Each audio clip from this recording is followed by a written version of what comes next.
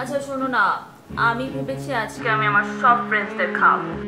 So তুমি এখনই আমার অ্যাকাউন্টে 50,000 টাকা পাঠিয়ে দাও। গতকাল কিনা আমি তোমাকে 50,000 টাকা দিলাম। বাবু, পাগলের মতো কথা বলছো কেন? আরে বাবা, গতকাল আমি কত ইম্পর্টেন্ট একটা কাজ করেছি তোমার আইডিয়া আছে? তোমার কোনো ধারণা নেই গতকাল আমার কত টাকা গিয়েছে। ভাগ্যিস আমার সাথে বান্টি ছিল, না হলে তো আমি।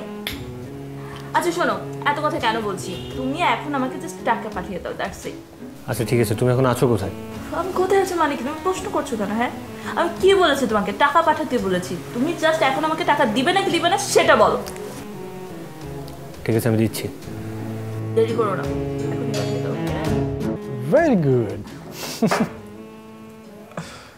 তোমার হাজবেন্ডটা হোয়াট হ্যাপেন? তোমাকে মানে ঝাপসা দেখাচ্ছে কেন?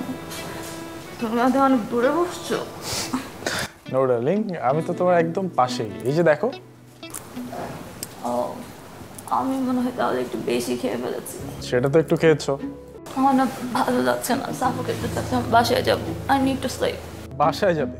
আর পার্টি তো কেবলমাত্র শুরু হলো, আমরা তো অনেক ফান করব, গল্প করব। এখন কোথায় যাবে? আমি রাতে বাসায় গিয়ে ঘুমাবো, আমি বাসা ছেড়ে ঘুমাতে পারি না রাতে। একটা রাত হয়তো এখানে ঘুমালে আমি তোমাকে সকালে ড্রপ করে দিয়ে আসবো ডার্লিং।